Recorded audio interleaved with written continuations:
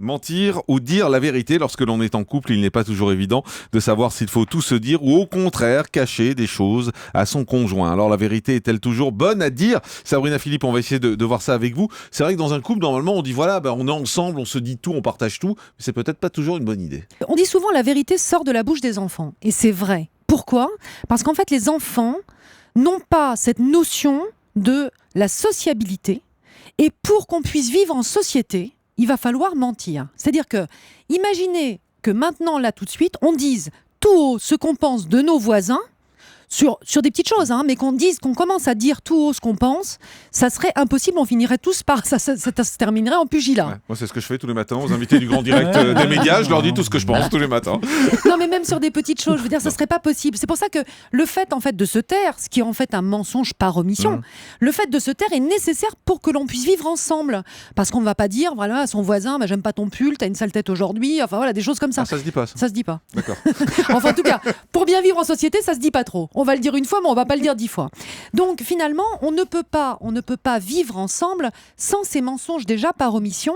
Et il y a d'autres mensonges qui sont nécessaires aussi au fait de vivre ensemble et donc de vivre en couple. C'est absolument nécessaire. Alors, pourquoi on ne dit pas tout à fait la vérité ? Déjà, évidemment, pour ne pas blesser l'autre, parce qu'on ne peut pas lui dire tout ce qui nous passe par la tête. Et puis, pour faire plaisir aussi, tout simplement. Déjà, dans un couple, il y a des mensonges pour faire plaisir. C'est-à-dire que quand la femme demande, par exemple, à son mari « Tu trouves que j'ai grossi ?» et qu'il lui répond non, c'est franchement pour lui faire plaisir. C'est aussi pour éviter le conflit.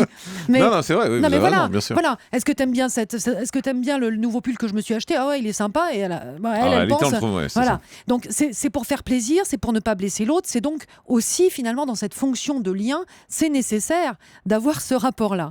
C'est une forme de gentillesse aussi. Voilà, c'est ça, c'est une forme de gentillesse, mais c'est aussi, alors ça peut être beaucoup plus égoïste. C'est-à-dire ça peut être aussi pour donner une bonne image de soi. On va dire, ah ben oui, moi aujourd'hui, voilà, on m'a félicité au travail. Bon, on va essayer de donner une bonne image de soi à son conjoint, ça aussi c'est normal. Ça peut être aussi pour obtenir quelque chose. Là aussi, on est sur un versant beaucoup plus égoïste. C'est-à-dire qu'on va mentir à l'autre pour obtenir quelque chose de lui. Et puis évidemment, comme je le disais, pour éviter un conflit. Donc ça, c'est important aussi, c'est que dans un couple, on ment souvent pour éviter le conflit sur des petites choses. Mais mis bout à bout, évidemment, ça finit évidemment par faire quelque chose de plus important.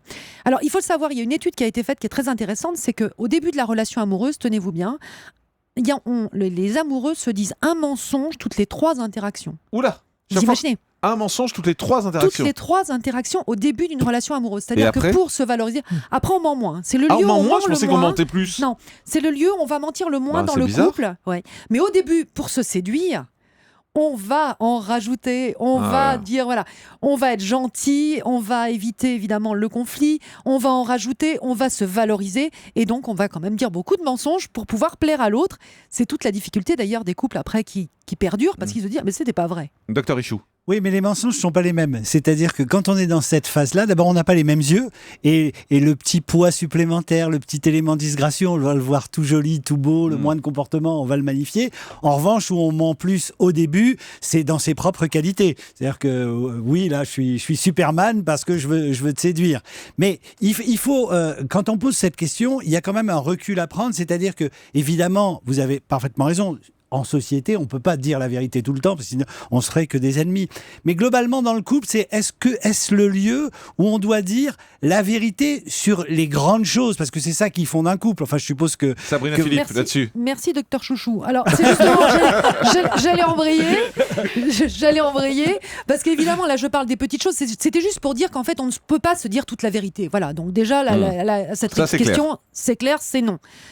Après, est-ce qu'on doit dire des choses, des grandes choses, qu'est-ce qu'on peut dire et qu'est-ce qu'on ne peut pas dire finalement, c'est la question. Ouais. Bon. Et moi la première question qui me vient là-dessus, c'est l'infidélité. Voilà. On en parle ou pas ? Alors, justement, ça dépend.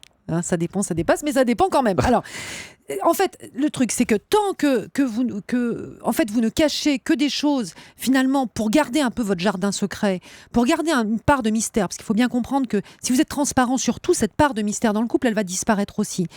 Tant que c'est pour voilà, par exemple, vous dînez avec votre ex, vous savez que ça n'a pas d'incidence, mais votre mari, il n'a pas du tout envie, ça va faire un conflit, et finalement pour rien, parce Donc que là, vous n'avez pas dans l'idée de le tromper.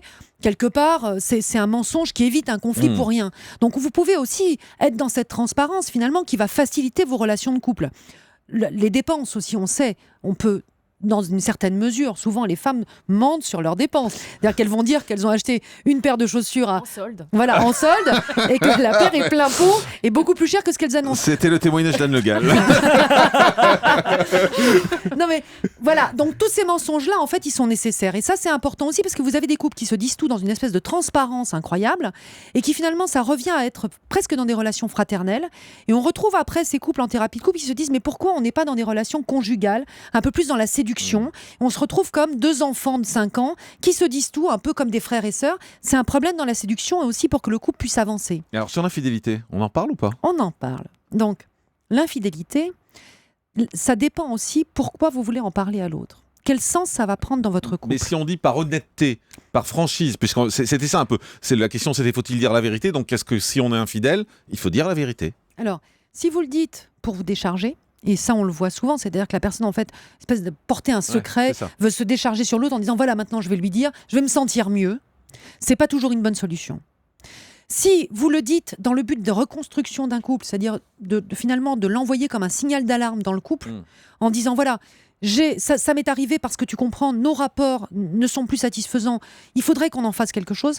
Là, ça peut avoir un sens. Il faut que ça ait un sens, en fait. En parler, juste pour en parler, se dire ouf, je l'ai dit, je suis honnête, ça sert à rien. Voilà.